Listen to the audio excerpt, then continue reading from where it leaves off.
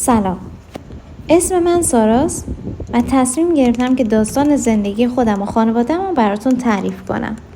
قبل از اینکه شروع کنم به تعریف کردن داستان زندگیمون میخوام ازتون تشکر کنم که وقت میذارین و به داستان من گوش میدین. من تحت قاری یک خانواده 5 نفرم. 2 خواهر بزرگتر از خودم دارم. خواهر بزرگم زهرا و فاطمه که دختر وسطی خانواده‌مونه. ما اصالتا جنوبی هستیم و تا اتمام دوران دبیرستانم بوشهر زندگی میکردیم. الان 29 سالمه و به همراه مادر و خواهرم فاطمه استانبول زندگی میکنیم. برای اینکه بهتون بگم چه بلاهایی سر ما اومد که سر از اینجا در آوردیم، باید برگردم به سالها قبل، یعنی قبل از ازدواج مامان و بابام. چون اول داستان یکم شخصیت ها تعدادشون زیاده، من روی شکلم بهتون نشون میدم تا کامل متوجه بشید که جریان از چه قراره. ایشون قنبره، پسر بزرگ یک خانواده 9 به علاوه 4 نفر است. چرا اینجوری میگم؟ به خاطر اینکه پدر بزرگ من 2 تا زن داشت، 3 تا بچه از زن اولش و 8 تا بچه هم از زن دومش. ولی خب مادر بزرگ من که همسر دوم پدر بزرگم بودن، در سن 42 سالگی از دنیا میرن. بعد از این اتفاق همسر اول پدر بزرگم که خیلی خانم مهربونی بوده، دوباره برمیگرده سر خونه و زندگیش و در کنار پدر بزرگم به زندگیشون ادامه میده. از شخصیت قنبر که بعداً میشه پدر من بخوام واسهتون بگم، بسیار مرد آرومیه و عاشق خانواده‌شه. البته خانواده منظورم خواهر برادراشه. البته قنبر یه دلیل محکم‌ترم داشت که بخواد خیلی بیش از حد نرمال به خواهر برادراش رسیدگی کنه، خیلی بهشون بها بده. مادر بزرگم قبل از اینکه از دنیا بره میگه میخوام قنبر رو ببینم. قنبر میره پیش مادرش. مادر بزرگ بهش میگه که میدونم که چیزی از عمرم باقی نمونده. ازت میخوام مراقب خواهر برادرت باشی، سر و سامونشون بدی و زیر بال و پرشون رو بگیری.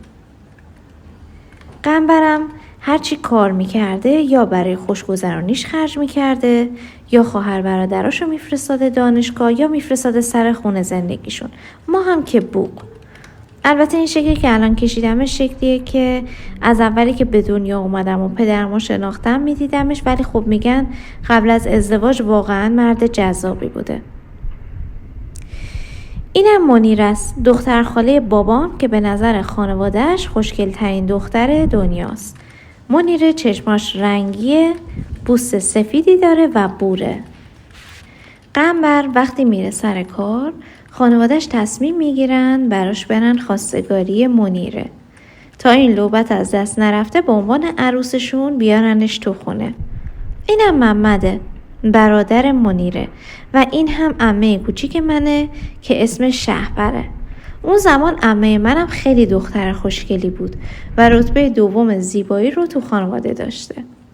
محمد عمه منو دوست داشت و قرار میشه که توی یه مراسم محمد و عمه شهپر و قنبر و منیره با همدیگه نامزد بشن.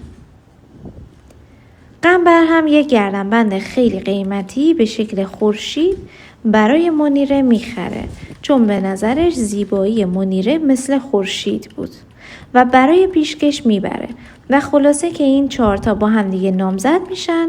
اما بعد از یک مدت کوتاهی منیره همه اون هدایا رو پس میده و نامزدی منیره و قنبر به هم میخوره.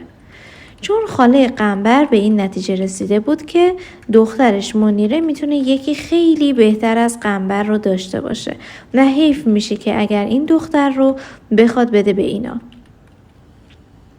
این ماجرا 1-2 سال طول میکشه. اقوام و اطرافیان در تلاش بودن که منیره و مامانش رو راضی کنن که جواب مثبت بده. اما وقتی که خانواده منیره آب پاکی رو میریزن رو دستشون و میگن ما به شما دختر نمیدیم، خانواده قنبر هم لج میکنن، میگن باشه حالا که اینطوره ما هم به شما دختر نمیدیم و نامزدی عمه شهپر و محمد هم به هم میخوره.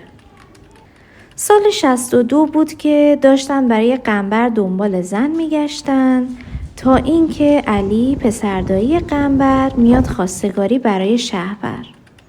توی مجلس یادشون میاد که علی هم یه خواهر داره که اسمش پریه و ازدواج نکرده. همونجا تصمیم میگیرن که دوباره عملیات دست به دست رو انجام بدن. یعنی اینقدر که هیچ ایده‌ای برای ازدواج نداشتن. من نمیدونم چرا حتما یه خواهر برادر رو باید اینجوری. خب حالا بماند. این شد که پری مامان من قرار شد با قنبر یعنی بابام ازدواج کنن. پری تقریباً دختر وسطی یه خانواده پر جمعیت بود که 5 دختر بودن و 2 پسر و پدرشون رو هم تو سن کم از دست داده بودن و مادر بزرگم به تنهایی این همه بچه رو بزرگ کرده بود.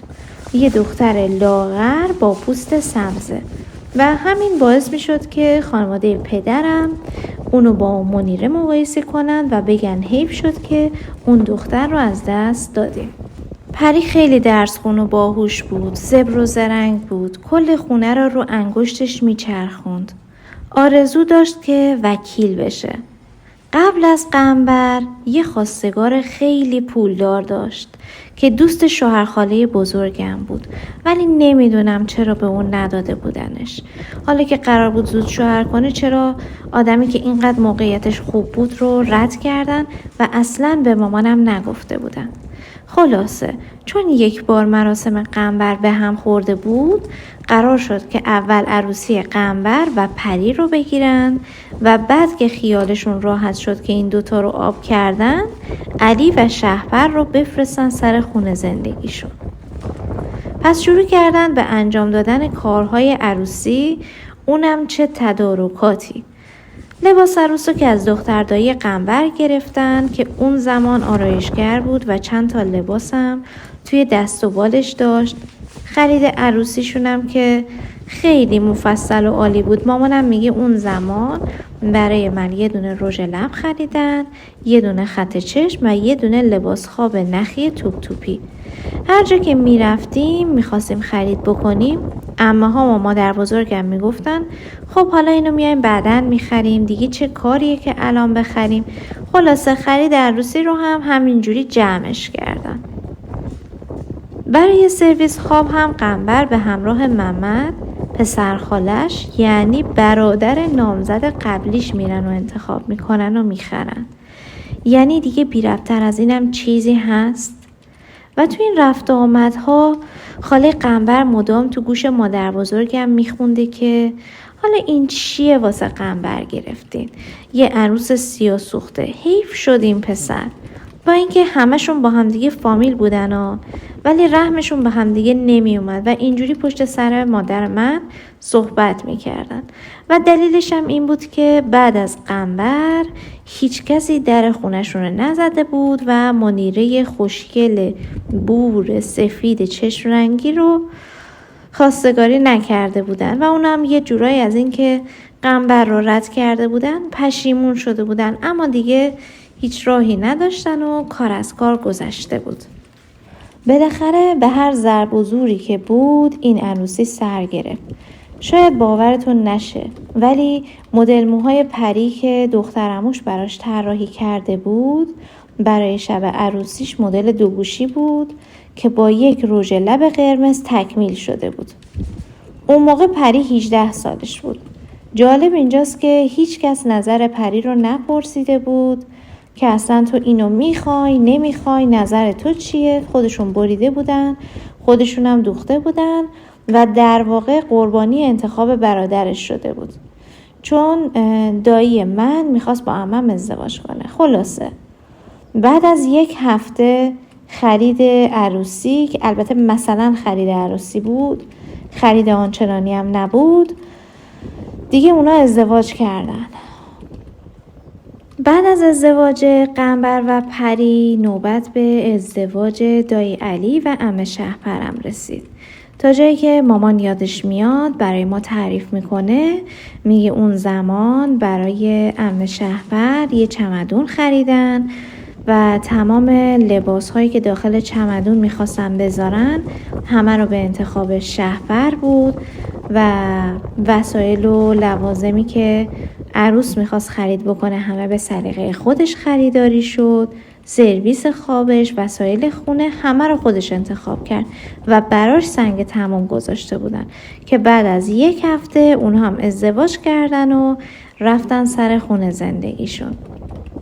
البته خونه و زندگی خودشون که چه عرض کنم. قنبر و پری که رفتن خونه عموی بزرگ من که عموی بزرگ منم ناتنی هستش و دایی علی و عمه شهپرم هم رفتن خونه مادر بزرگم.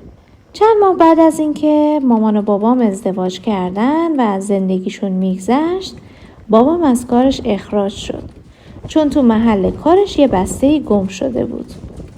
از اونجایی که بابای من استخدامی جدید بود اون رو مقصر میدونستن. بابام حتی 5 روز به خاطر این قضیه زندان رفت، ولی چون ارزش اون بسته پایین بود و هیچ مدرکی هم نداشتن که اون برش داشته باشه آزادش کردن. اون زمان مامان منم خواهر بزرگم و باردار بود. دقیقاً در همون زمان به سازمانی ها خونه میدادن و تسهیلات میدادن که اینها شامل حال دایی منم شد و دایی علی و عمه شهپرم رفتن سر خونه زندگی خودشون. عمم اون زمان باردار بود، یعنی حتی بارداری مامان و عمه با همدیگه توی یک دوره اتفاق افتاده بود. بعد از بیکار شدن پدرم اونها تصمیم گرفتن که از اونجا برن. مقصد بعدیشون بندر عباس بود، جایی که خانواده مادرم اونجا زندگی میکردن. برای یک مدت کوتاهی مادرم با خالم صحبت کرد که بتونن تو خونه اونا زندگی کنن تا پدرم یک شغل مناسب پیدا کنه و بتونن خونه اجاره بکنن. خالم ازدواج کرده بود، یه پسر کوچیک داشت و مجدد باردار بود. یک مدتی میگذره و توی اون مدت پدرم کارهای مختلفی رو انجام میده. سر مینیبوس کار میکنه، توی فروشگاه کار میکنه، چند تا شرکت میره کار میکنه، اما نمیتونه یه کار درست درمون پیدا کنه. بعد از اینکه اون مدت میگذره و خالم میبینه که نه هیچ اتفاقی نیفتاده و خونه نگرفتن و پدرم شغلی پیدا نکرده، به مادرم میگه که من همسرم دیگه ناراضیه که شما اینجا زندگی کنید، اگه ممکنه یه خونه اجاره کنید و از اونجا برین. بعد از اینکه این اتفاق میفته، خب چون مامان و بابا پولی نداشتن تو دستشون که بتونن خونه اجاره کنن، برای یک مدت کوتاهی میرن خونه مادر بزرگم. بعد از یه مدت زمانی خواهر بزرگ من به دنیا میاد و اسمشو زهرا میذارن. یه مدتی میگذره و همچنان بابای من بیکار بوده که جنگ میشه و تصمیم میگیره که بره جبهه. وقتی تصمیمشو مطرح میکنه با خانواده، با مامانم، با خانواده خودش، با دوستان، آشنایان، با هر کسی که در میون میذاره، همه باهاش مخالفت میکنن. میگن تو خانواده داری، زن داری، بچه داری، مسئولیت داری، نمیتونی بری جنگ. اگر که بری چه کسی اینا رو حمایت میکنه؟ کی هست که بالا سر اینا باشه؟ اما طبق معمول که همیشه پدرم تصمیم میگرفت و هر تصمیمی که میگرفت انجام میداد، این کار رو انجام میده. البته این تصمیمش اونقدر هم بد نمیشه. الان بهتون میگم که چه اتفاقایی میفته. پدرم به خاطر اینکه روابط عمومی خوبی داشت و خیلی خوب میتونست با دیگران ارتباط برقرار بکنه، البته با همه به جز ما، چون حالا بعداً بهتون در مورد اخلاق پدرم توی محیط خانواده توضیح میدم که با ما چه جوری بود توی محیط خونه.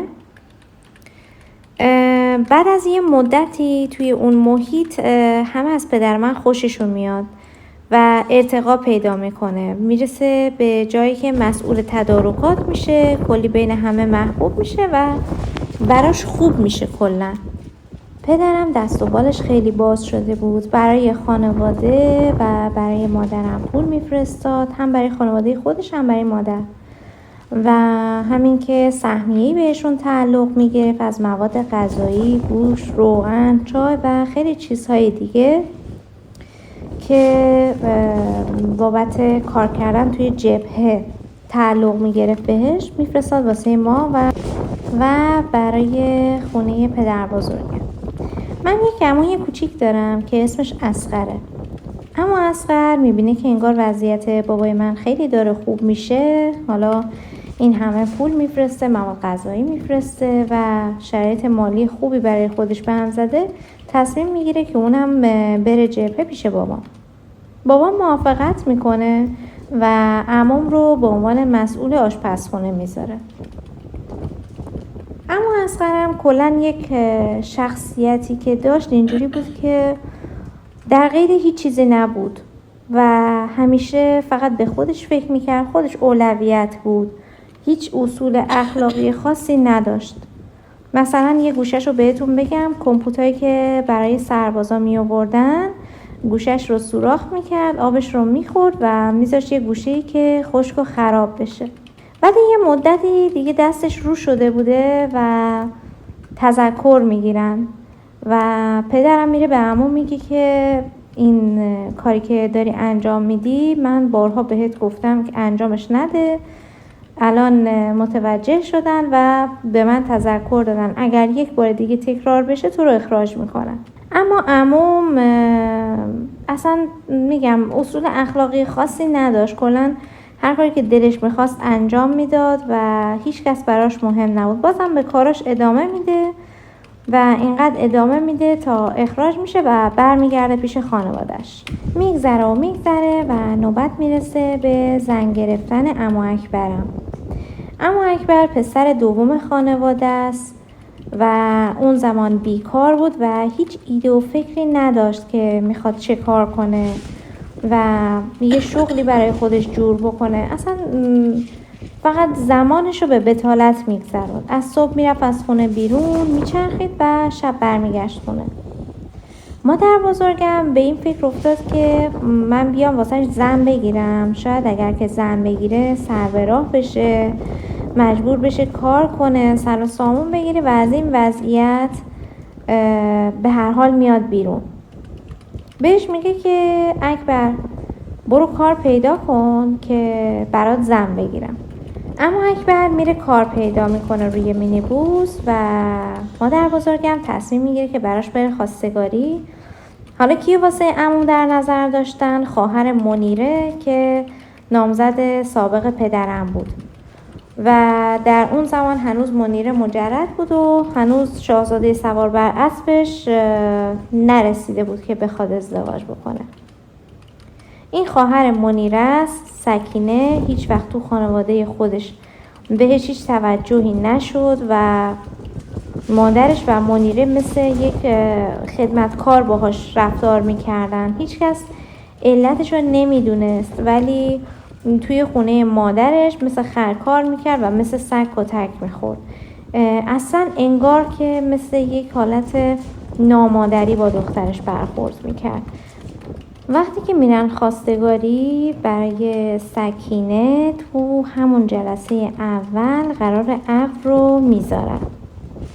دقیقا فردای همون روز عمو اکبر از کار بیکار میشه.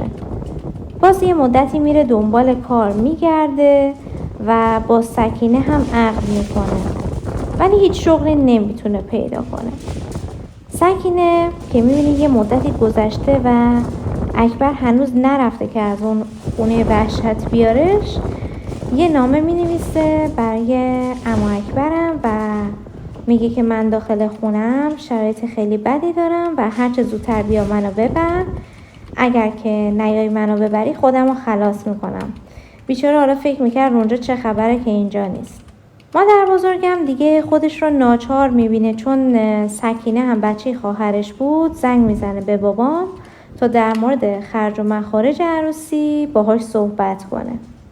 حالا بابام علاوه بر خرج و مخارج خانواده‌اش و خرج و مخارج مادر و خواهر بزرگم که همه با هم دیگه توی خونه زندگی میکردن و هزینه دانشگاه عمو غلام که اون زمان به دانشگاه میرفت، باید هزینه عروسی و زندگی عمو اکبر رو هم میداد و این وسط مامان شاهد همه این پولی بود که پدرم داره تو خونه‌ای که حتی برای خودشون هم نیست خرج میکنه و از اون همه پول و خرجی که وارد خونه میشه فقط خورد و خوراک نصیبش میشه و کلی کار خونه و بچه داری. اما همیشه با خودش میگفته که بالاخره درست میشه و بالاخره شرایط تغییر میکنه. بعد از جلسه‌ای که مادر بزرگ و بابا گرفتن برای مخارج عروسی عموم، بابا به فکر رفت که چه کار کنه. دست و بالش خیلی باز بود. علاوه بر مواد غذایی وسایل زیادی هم بود که تو اختیارات بابام بود، یعنی اختیارش دستشون بود. مثلا آمپلیفایرهای خیلی بزرگی داشتن که اون زمان برای رزمنده ها از این سرودهای جنگی و سخنرانی و غیره پخش میکردن و اینها قیمت بالایی داشتن. بابا پیشنهاد داد که میتونه یکی از اونها رو بفروشه و خرج عروسی عمو رو جور کنه. هیچکس این قضیه رو با مادرم در میون نمیذاره و این نقشه احمقانه بود که با خانواده‌اش در میون گذاشت و تصویبش کردن که این کار رو انجام بدن. خلاصه هر طور که بود بابام اون وسیله رو به قیمت 60,000 تومان فروخت که اون زمان پول زیادی میشد و با اون پول به مدت 7 شب و روز 2 جشن و مهمانی گرفتن و حتی اون دوران فرمانده اون بخشی که پدرم داخلش کار میکرد وقتی فهمید که بابا اینا کار خیر دارن و عموم داره ازدواج میکنه وانت بار پر میکرد و میفرستاد خونه ما.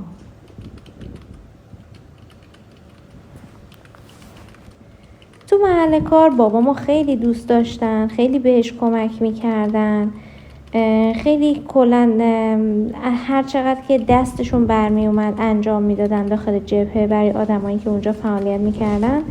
اما باز هم مامانم تعجب کرده بود از این همه فراوانی. بعد 1-2 روز متوجه پس‌پس‌های خانواده بابا میشه و میفهمه که قضیه از چه قراره. میره به پدرم میگه که این چه کاری بود تو کردی؟ تو بچه کوچیک داری، اگه مشکلی واسط پیش بیاد چه کار میکنی؟ واقعا مرد بیفکری هستی. که بابا میگه که نه هیچی نمیشه، من خودم پولشو خورد میذارم سر جاشو. خلاصه اون بحث بسته میشه و کاری که میخواستم بکنن و بار دیگه هم انجام میدن و بعد از اون سکینه هم وارد خانواده سلطنتی میشه. اون زمان شرایط جنگی داشت به اوج خودش میرسید و خانواده پدرم مدام بهش میگفتن که تو زن داری، بچه کوچیک داری، برگرد دیگه خطرناکه و اینقدر بهش گفتن تا از کار با اون خوبی اومد بیرون و نشست در دل ننش و در اون زمان همه پسرای خانواده بیکار بودن. یعنی تنها کسی که کار میکرد و خانواده رو ساپورت میکرد پدر من بود که اونم بیکار میشه. یه مدتی میگذره، مامانم میبینه که بابام بیکار نشسته تو خونه، هیچ اقدامی برای کار نمیزنه و بهش میگه که یه فکری بکن، یه کاری انجام بده و نمیشه که همینجوری بمونی و بیکار باشی. الان همتون بیکار هستین. که بعد از یه مدتی بابام تصمیم میگیره که مغازه بزنه. حالا چه مغازه‌ای میزنه؟ یه مغازه پیچ و مهره فروشی باز میکنه. مغازه برای بابام میگیره و خیلی سود داشت، یه طوری که عموهام هم میان با بابام توی اون مغازه کار میکنه، یعنی عمو اکبر و عمو اصغر. به اصطلاح میان کمک بابا و زمانی هم که بابا میبینه که کسی هست که پشت دخ وایسه تنبلی میکرد و هر چند روز یه بار میرفته به مغازه سر میزده. هرچی که مامانم بهش میگفت بابا کاسب باید حواسش به کارش باشه، اینجوری کارت خراب میشه، گوشش بدهکار نبود. بعد از یه مدتی که باید جنس ها جایگزین میشدن میرفت مغازه، جنس ها رو جایگزین میکرد و میومد.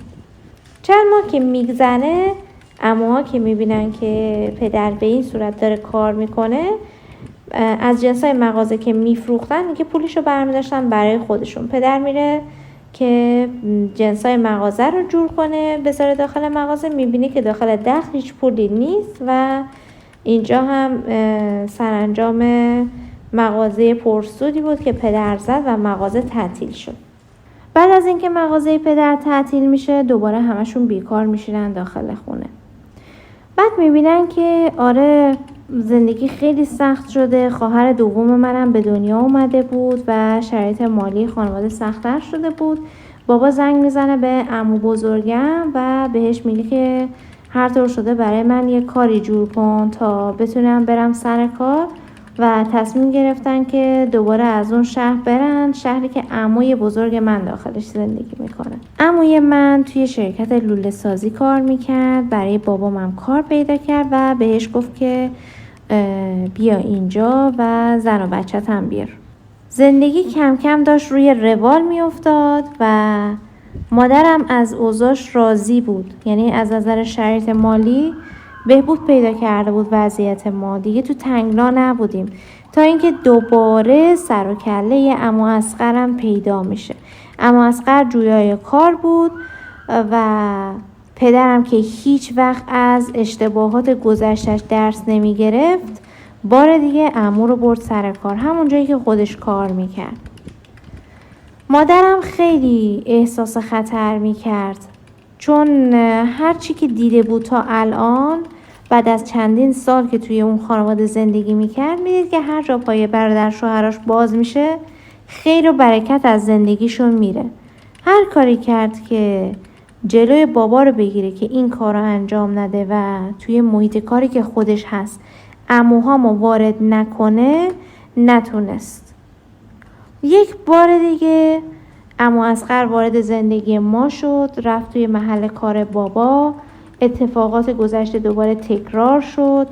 عمو رفت اونجا، متاسفانه یه دزدی انجام داد که عمو اخراج کردن بابت اون دزدی که انجام داده بود و بعد از اون قضیه پدرم هم که دیگه حس بدی داشت و احساس میکرد آبروش رفته، از اون کار اومد بیرون. بعد از اون اصغر برمیگرده پیش پدر مادرش و پدر من هم با معرفی یکی از آشناهامون میره تو شهرداری و داخل شهرداری مشغول به کار میشه.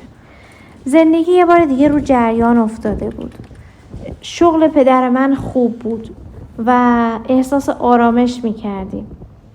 طعم آرامش رو برای یک بار دیگه چشیده بودیم. شهرداری یه طرحی رو اجرا کرده بود که میخواست همه کارمنداشو خونه دار کنه. به پدر منم یه قطعه زمین تعلق گرفت. خیلی داشت همه چیز قشنگ میشد. پروژه ساخت خونه ها شروع شده بودن و مادرم هر روز خوشحال‌تر میشد. اون موقع خواهر بزرگ من کلاس سوم بود و فاطمه دختر وسط خانوادمونم کلاس اول و مامان باردار. البته بارداری مامان ناخواسته بود و خیلی تلاش کردن که اون بچه سخت بشه و نمونه و اون بچه البته من بودم که از همون کوچیک خیلی خوشحال بودم. و بعد از اون دیگه مامان همش تو رویای چیدن خونه خودش بود. کلا حالش خوب بود چون زندگی روی یک سیر خوبی داشت پیش میرفت. تماس‌های تلفنی خانواده بابام با شنیدن این خبر که بابا داره خونه دار میشه روز به روز بیشتر میشد و کم کم صحبتاشون رمزی شده بود، جوری که مامانم متوجه نمیشد که اونا دارن پشت تلفن در مورد چی با هم دیگه حرف میزنن. بعد از مدتی بابا به مامان میگه که میخوام خونه‌ای که شهرداری داره میسازه رو بفروشم و طبقه بالای خونه پدرمو بسازم. اونجا هم کنار اونا هستیم، جای خونمون هم بهتره. مامان با شناختی که از خانواده بابا داشت خیلی مخالف این کار بود. اصلاً دوست نداشت که این اتفاق بیفته. اما پدرم بار دیگه با خوش‌زبونی و چهره مظلومی که داشت تونست مامان رو قانع کنه و بالاخره کار خودش رو کرد و اون خونه رو فروخت و شروع کرد به ساختن طبقه بالای خونه پدر بزرگم. مادر هر روز بهش میگفت که برو یه کاغذ از پدرت بگیر که بعداً کسی برای این خونه مدعی نشه. همه این هزینه‌های این خونه رو ما داریم میدیم، اما هیچ مدرکی تو دستمون نیست که این خونه برای ماست. تعیین جنسیت بچه سوم هم میرسه و همه امید داشتن که این بار بچه پسر باشه، مخصوصا بابا و خانواده‌اش، اما بچه سوم هم دختر میشه و فقط تنها کسایی که به این خوشحال بودن مامان بود و خواهرام. بالاخره خونه جدید آماده شد و زمانی که من به دنیا اومدم به خونه جدید نقل مکان کردیم. اول همه چیز به نظر خوب می رسید ولی کم کم سر و کله بقیه خواهر برادرای بابا پیدا شد که می اومدن هر هفته می موندن و مامان من با وجود اینکه بچه کوچیک داشت باید می اومد طبقه پایین و تو خونه مادر بزرگ و پدر بزرگم کار می کرد و مهمانداری می کرد، غذا درست می کرد و خلاصه به جای اینکه برای یک خونه زحمت بکشه و کار بکنه داخل 2 خونه زحمت میکشید و کار میکرد. حالا این همه زحمت میکشید مادر و یه سری حرفایی هم میشنید که واقعا ناراحتش میکرد. مثلا یه سری شوخیایی میکردن که خیلی بی‌معنی بود. مثلا از طبقه بالا که خونه ما بود به عنوان خونه پدر بزرگ نام میبردن. این حرفا و نیش و کنایه هاشون باعث میشد که مامانم بترسه که ما سقف بالا سرمون رو از دست بدیم. یه بار دیگه به بابا میگه که برو یه کاغذ از بابات بگیر تا بتونیم سند خونه رو به نام خودمون بزنیم. 3 سال میگذره، این نیش و کنایه ها همیشه بود، همیشه از اون خونه به عنوان خونه پدر بزرگ یاد میکردن و یه حالتی که انگار احساس میکردن که اون جزء ارثیه‌شون میشه و جزء دارایی‌های خودشون میشه. خواهر برادرای بابا میگن اینجوری با خونه ما برخورد میکردن. بالاخره تصمیم میگیره که بره و از پدر بزرگم این کاغذ رو بخواد. وقتی که بابا میره و این مسئله رو با پدر بزرگم مطرح میکنه، پدر بزرگم درخواستش رو رد میکنه و میگه این خونه برای همه بچه‌های منه. وقتی که مامانم این حرف رو شنید خیلی ناراحت شد، چون تمام این مدت مثل خدمتکارا براشون کار کرده بود، برای این همه جمعیت غذا میپخت و پدرم هم خیلی از برخورد پدرش ناراحت شده بود و یه تصمیم ناگهانی میگیرن و تصمیم میگیرن که برن به یکی از شهرهای شمالی کشور. بابا توی شرکت کار پیدا کرده بود و بعد از گذشت 1 سال زندگیمون به یه ثبات رسیده بود. حالمون خوب بود.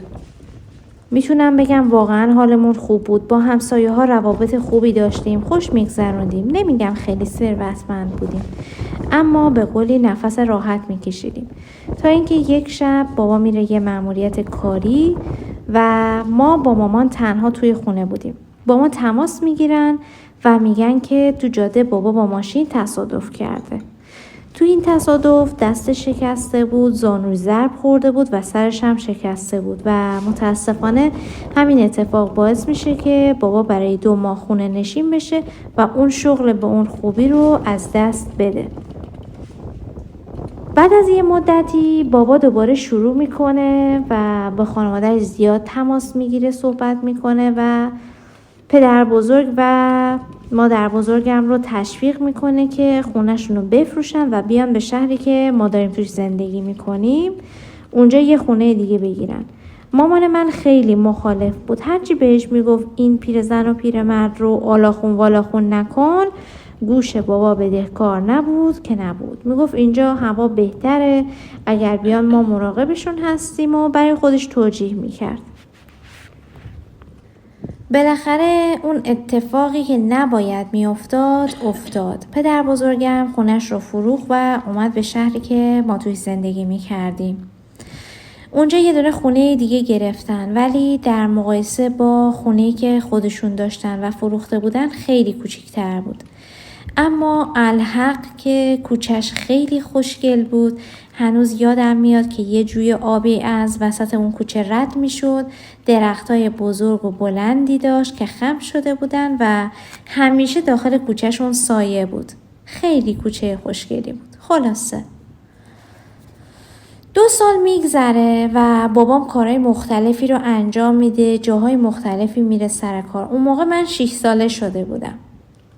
هر جا میرفت کار میکرد یا بهش حقوق نمیدادن یا اگه خودش کاری رو راه مینداخت کارش نمیگرفت.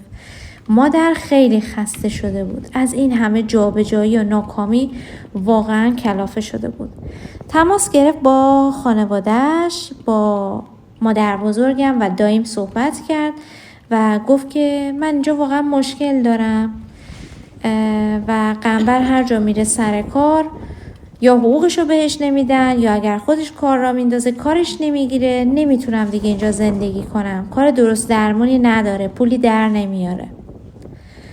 اونم یه جلسه خانوادگی میگیرن، شوهر خاله ها همه دور هم دیگه جمع میشن. یکی از شوهر خاله هام میگه که من میتونم براش داخل شرکت کار پیدا کنم، از پسرمون میخوام که واسش کار پیدا کنه. اینجوری خودم هم حواسم هست اگر کسی خواست حقوقشو نده یا اذیتش بکنه هر ماه خودم کنترل میکنم. دیگه خیالمون راحته که هر ماه حقوقشو میگیره. مامان این مسئله رو با بابا در میون میذاره. بابا هم که میبینه این همه مدت نتونسته هیچ کاری از پیش ببره قبول میکنه. اونجا مستاجر بودیم. خونمون رو پس میدیم، پول پیش خونمون رو میگیریم و چند روز میریم خونه پدر بزرگمون. وقتی رفتیم اونجا دیدیم که از قضا عمو اصغر هم اونجاست. تمام پولی که برای برگشتن داشتیم همون پولی بود که از صابخونه گرفته بودیم. در واقع پول پیش خونمون بود. پول کمی هم نبود، به اندازه بود که برگردیم به شهری که خانواده مادرم اونجا زندگی میکنن، یه خونه اجاره کنیم، بابا بره سر کار و هیچ مشکلی نداشته باشیم. یعنی به این اندازه داشتیم. چند روز خونه مادر بزرگ پدر بزرگ موندیم. شب آخری بود که میخواستیم برگردیم فرداش. ما داخل اتاق خوابیده بودیم، بابا داخل سالن خوابیده بود. همینجور که بابا داشت از این دست به اون دست میشد متوجه شد که عمو اصغر هم داره آروم از خونه خارج میشه. برمیگرده ساعت رو نگاه میکنه، میبینه ساعت 5:30 صبحه. یهو از جاش بلند میشه و داد میزنه بهش، میگه صبر کن. ولی عمو فرار میکنه و میره. بابا با پای برهنه با همون زیر شلواری که پاش بود و اون زیر پیرنی که تنش بود میدوه میره داخل کوچه که عمومو بگیره، ولی بهش نمیرسه. خلاصه برمیگرده خونه. همه هاج و واج مونده بودن همدیگر رو نگاه میکردن. بهش گفتن خب چی شده؟ چرا اینجوری دویدی رفتی از خونه بیرون؟ اصغر کجا رفت؟ گفت هیچی، فرار کرد رفت. اون پولی هم که داشتیم که پول پیش خونمون بود همشو برداشت با خودش برد. خلاصه عمو اصغر من این چند روز چون بوی پول به مشامش رسیده بود مونده بود و منتظر یه موقعیتی بود که بتونه این پولا رو بدزده. خلاصه آخرین اندوخته پولمونم از دست دادیم و با هر قرض و قوله و بدبختی که شده بود تونستیم برگردیم به شهری که خانواده مادرم اونجا زندگی میکنن. پدر بزرگ و مادر بزرگم هم یه بار دیگه تنها شدن. چون پول پیش خونمون از دست دادیم مجبور شدیم بریم خونه مادر بزرگم. وضعیت اقتصادیشون خوب بود. خانواده مادرم کلا وضعیت اقتصادی خوبی داشتن نسبت به خانواده پدرم و انتخاب دیگه ای نداشتیم و مجبور شدیم که بریم اونجا زندگی کنیم. بابا رفت توی شرکتی که شوهر خالم براش کار پیدا کرده بود، مشغول به کار شد. 3 ماه گذشت و هر ماه یک مبلغ خیلی کمی پول می آورد چون صاحبکارش حقوقش رو به طور کامل بهش پرداخت نمی کرد. ما با مامان تو خونه مادر بزرگ زندگی می کردیم ولی وضعیت خوبی نداشتیم چون مادر بزرگم اوقات تلخی می کرد و اصلا نمیذاشت که آب خوش از گلوی ما پایین بره. یک روز مادر بزرگم از خونه رفت بیرون. وقتی که برگشت به مامان گفت من براتون یه خونه پیدا کردم که خیلی اجارش مناسبه، از اینجا برید و شما تا زمانی که با ما اینجا زندگی کنید سر و سامون نمیگیرید. مامان خیلی ناراحت شد ولی این مسئله رو با بابا در میون گذاشت و گفت هر جور که شده ما باید از این خونه بریم. مامان و بابا رفتن اون خونه رو دیدن. یک خونه‌ای بود که اتاق خواب نداشت، فقط یک سالن پذیرایی بود با یک آشپزخونه کوچولو. تمام کابینت‌هاش زنگ زده بودن. با اینکه وضعیت خونه فاجعه بود و حتی قابل سکونت هم نبود خیلی خوشحال شدیم. یعنی واقعا هیچ چیزی نمیتونست توی اون شرایط بیشتر از این ما رو خوشحال کنه که از خونه مادر بزرگ بزنیم بیرون. بعد از 1 ماه یه دوره همی جمع شدیم خونه مادر بزرگ. همه اومده بودن، خاله ها، دایی ها، بچه ها همه اونجا بودن، اما چون بابا شب کار بود نتونست شرکت بکنه. ما رفتیم با مامان. وسط مهمونی شوهر خالم از مامانم پرسید که از کاری که برای قنبر پیدا کردم راضی هستید؟ بذارید یکم بگذره حقوقشم بیشتر میکنه. من باهاش صحبت کردم که مامانم میگه نه والا حقوقشو کامل بهش نمیدن، یه بخش کمیشو بهش میده که به اندازه کرایه خونه است و به سختی خرج خونه رو میرسونید. شوهر خالم خیلی تعجب میکنه، میگه نه بابا، من خودم سر هر ماه زنگ میزنم میگم حقوق اینو واریز کنید، نیاز دارن، و بعدم زنگ میزنه به پسر عموش و پسر عموش هم میگه که من هر ماه تمام و کمال حقوق قنبر رو پرداخت میکنم.